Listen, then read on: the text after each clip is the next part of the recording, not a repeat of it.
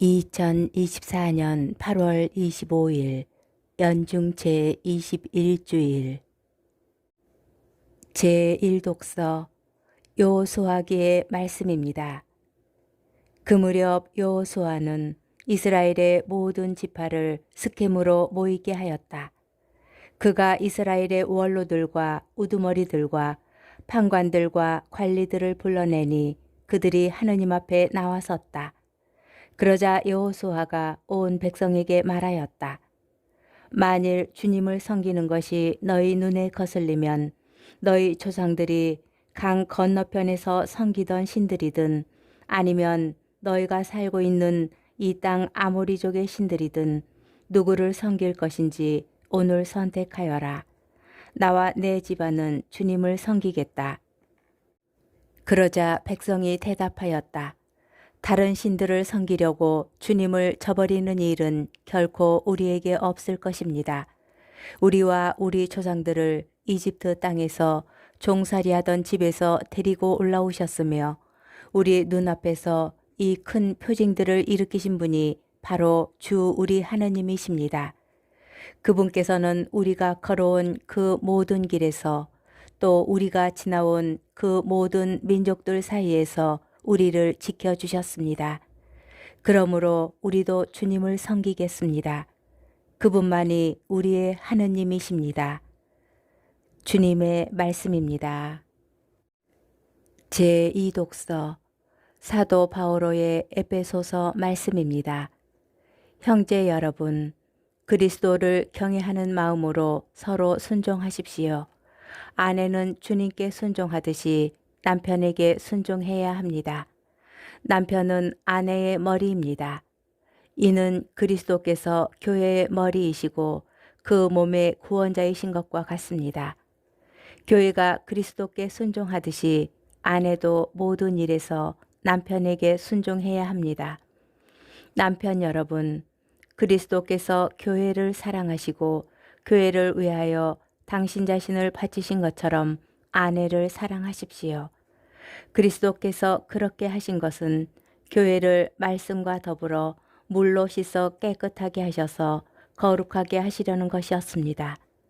그리고 교회를 티나 주름 같은 것 없이 아름다운 모습으로 당신 앞에 서게 하시며 거룩하고 흠없게 하시려는 것이었습니다. 남편도 이렇게 아내를 제 몸같이 사랑해야 합니다. 자기 아내를 사랑하는 사람은 자기 자신을 사랑하는 것입니다. 아무도 자기 몸을 미워하지 않습니다. 그리스도께서 교회를 위하여 하시는 것처럼 오히려 자기 몸을 가꾸고 보살핍니다. 우리는 그분 몸의 지체입니다. 그러므로 남자는 아버지와 어머니를 떠나 아내와 결합하여 둘이 한 몸이 됩니다. 이는 큰 신비입니다. 그러나 나는 그리스도와 교회를 두고 이 말을 합니다. 주님의 말씀입니다. 복음, 요한복음 6장 60절에서 69절의 말씀입니다. 그때에 예수님의 제자들 가운데 많은 사람이 말하였다. 이 말씀은 듣기가 너무 거북하다. 누가 듣고 있을 수 있겠는가? 예수님께서는 제자들이 당신의 말씀을 두고 투덜거리는 것을 속으로 아시고 그들에게 이르셨다. 이 말이 너희 귀에 거실리느냐? 사람의 아들이 전에 있던 곳으로 올라가는 것을 보게 되면 어떻게 하겠느냐? 영은 생명을 준다. 그러나 육은 아무 쓸모가 없다. 내가 너희에게 한 말은 영이며 생명이다. 그러나 너희 가운데에는 믿지 않는 자들이 있다. 사실 예수님께서는 믿지 않는 자들이 누구이며 또 당신을 팔아넘길 자가 누구인지 처음부터 알고 계셨던 것이다. 이어서 또 말씀하셨다. 그렇기 때문에 아버지께서 허락하지 않으시면 아무도 나에게 올 수 없다고 너희에게 말한 것이다. 이 일이 일어난 뒤로 제자들 가운데에서 많은 사람이 되돌아가고 더 이상 예수님과 함께 다니지 않았다. 그래서 예수님께서는 12 제자에게 너희도 떠나고 싶으냐 하고 물으셨다. 그러자 시몬 베드로가 예수님께 대답하였다. 주님, 저희가 누구에게 가겠습니까? 주님께는 영원한 생명의 말씀이 있습니다. 스승님께서 하느님의 거룩하신 분이시라고 저희는 믿어왔고 또 그렇게 알고 있습니다. 주님의 말씀입니다. 오늘의 묵상. 제자들 가운데에서 많은 이가 돌아갔다는 구절이 눈에 들어옵니다. 단순히 빵을 찾아왔던 군중이 아니라 그래도 그들 나름으로 예수님의 가르침을 배우려고 하던 이들이 돌아서서 떠나간 것입니다. 그런데 예수님께서는 그들을 붙잡지도 않으십니다. 그래도 이 말씀이 생명의 말씀이라며 남아있겠다는 이들만 예수님 곁에 있습니다. 예수님의 말씀은 듣기에 거북할까요? 영원한 생명의 말씀일까요? 듣기에 거북하다고 한 이들도 틀린 말을 한 것은 아니라고 생각합니다. 요한복음서 6장에서는 예수님께서 당신의 살을 먹고 그 피를 마시라고 하신 말씀 때문에 떠나갑니다.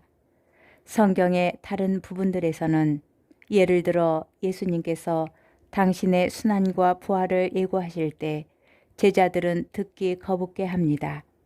포도밭의 일꾼들은 포도밭 주인이 후하다고 하여 화를 내고 집을 나갔다가 돌아온 둘째 아들의 아버지가 받아주자 첫째 아들은 집에 들어가지 않으려 합니다.